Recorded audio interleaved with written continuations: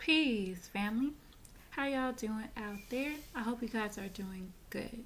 I came on here today to share another clip from Dr. Malachi York's book called The Holy Tabernacle Guide for Better Living, Purity, and Neatness and the Maintenance of Health. I hope you guys are out there keeping your mind right. And if you are interested in the right knowledge, I hope you guys are taking a look, doing your research, and reading, and making sure you out there keeping your mind right. I came on here to share another clip and question and answer. So this right here heading is menstruation for the women, and this question is, how should women cleanse themselves properly when menstruating? And the answer is, when women menstruate, it is a cleansing process, and one must establish clean during this time, and one must especially be clean at this time.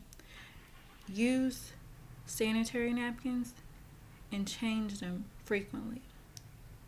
Wash up during the day with soap and water, changing underwear as needed.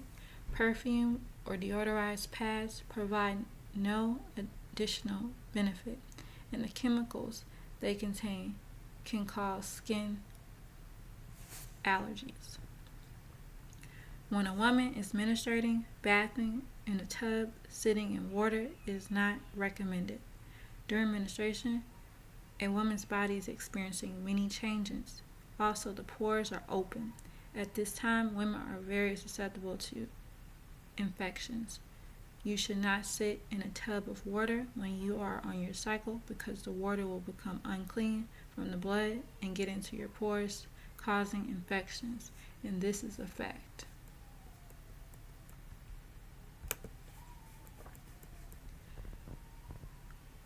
Next question and answer. Is there anything else a woman should be mindful of when menstruating? Answer: yes. You should be very mindful that you are in an impure state and that your emotions are heightened at this time. So women suffer severely from menstrual cramps and pains than others. You should be careful of things you say and do. The following is a prayer that you should recite when you are unclean. And he has a prayer on here to recite when you're unclean.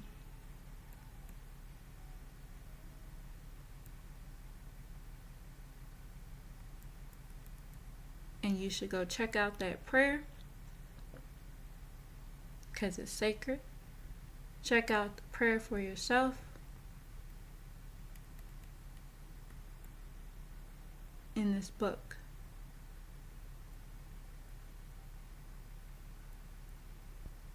If you're interested.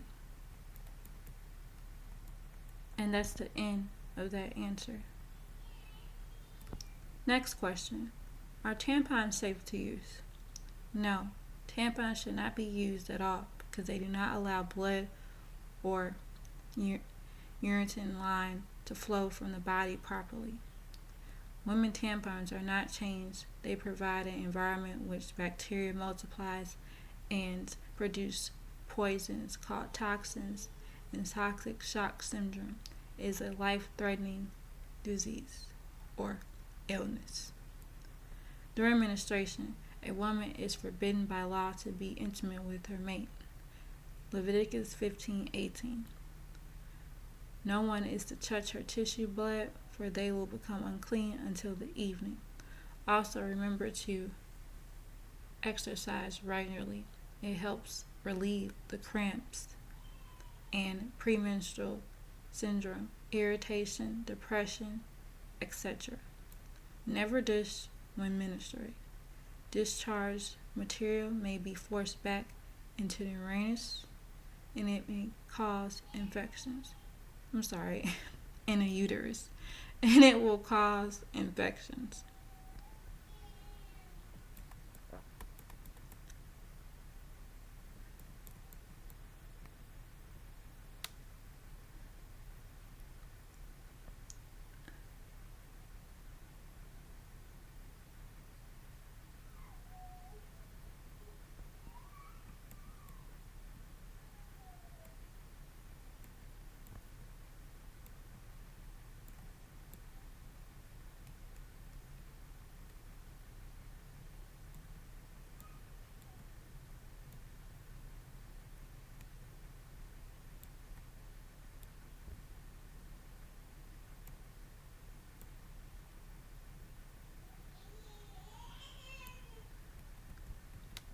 Okay, so I'll just go on to the next heading, and this is called the eyes.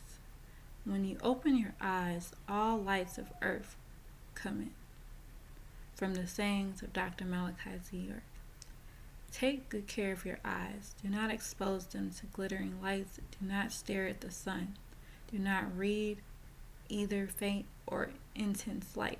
Always study under clear and soothing light. Never strain your eyes. It weakens the eye muscles.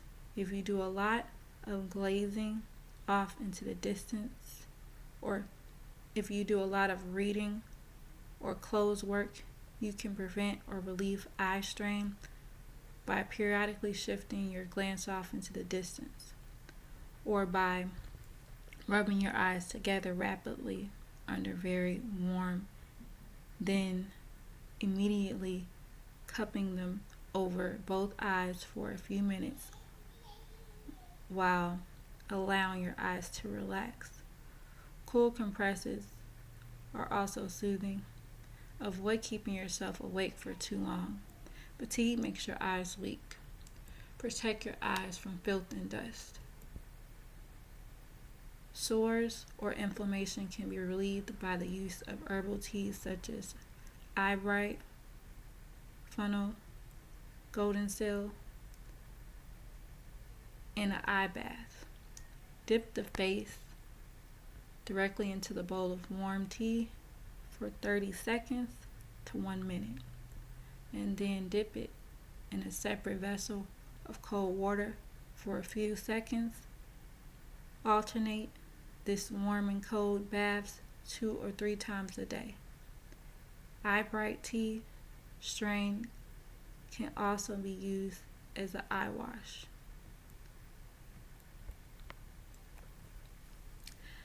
Next question. Are eyeliners harmful to your eyes?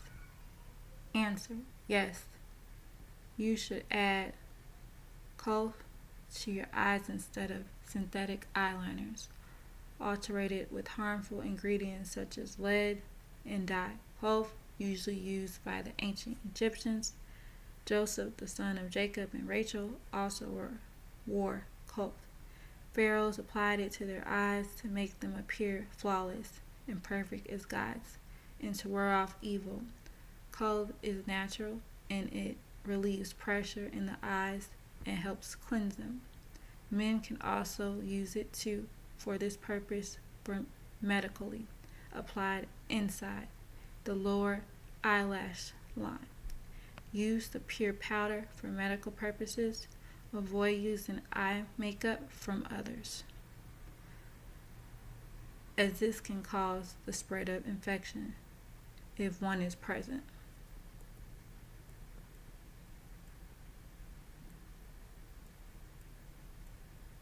If you need glasses, wear them.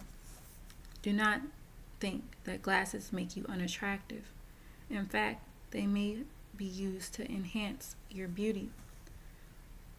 Wear tasteful frames, colors that fit your face well and are not too heavy.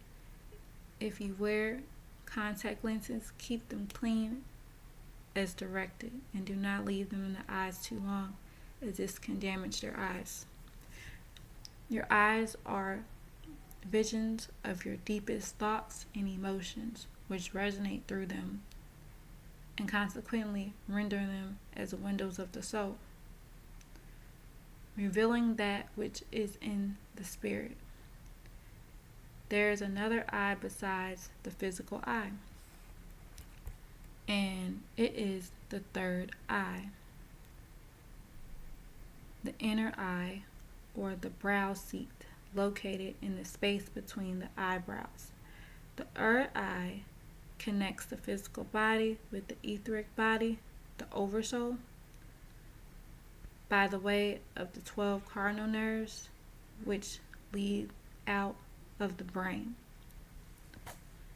From the etheric body, energies are drawn into one and channeled through the glands: the pineal gland, the pituitary gland, the thyroid gland, the thymus, the liver, the spleen, and the uterus, the prostate of the physical body, by which health is maintained.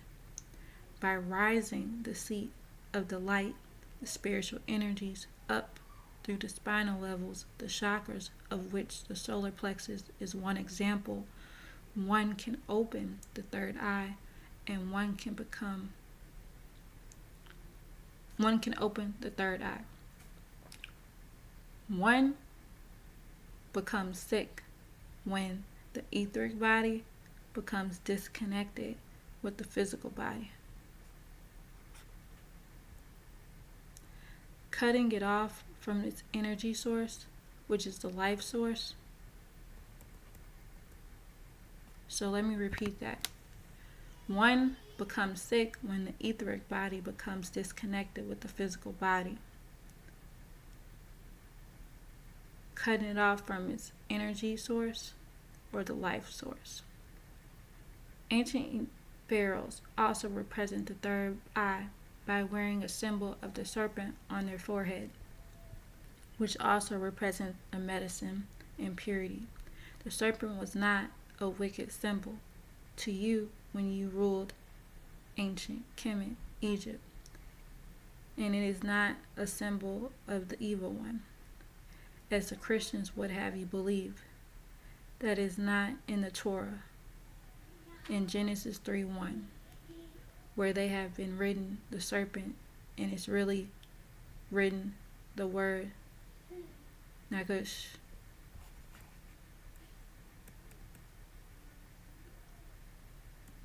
Which means whisper. Nagush in Arabic, Hebrew, or in Canaanis, in Assyric Arabic or Syriac Arabic. We know this because it was a serpent of the high priest Aaron, son of Amram and Jochebed, that consumed the serpent of the Pharaoh Ramses II.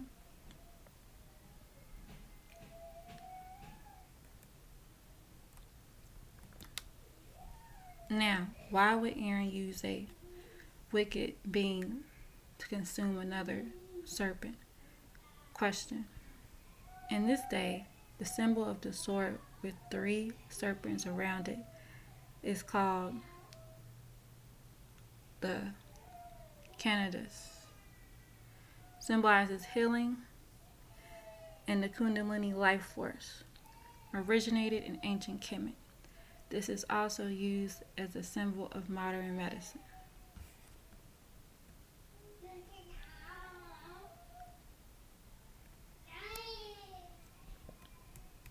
And the following verse represents or refers to the third eye and illustrates its connection to the solar plexus. The light of the body is the eye, and if therefore the eye is single, so your whole body will be full of light. Let me repeat that. The light of the body is the eye. If therefore your light is single, so your whole body will be full of light. So that is the end of that clip. And I hope you guys are gaining information and learning the best way you know how. And I just want to let y'all know this information is real. And I hope you guys have a beautiful day. Peace, and it's all love.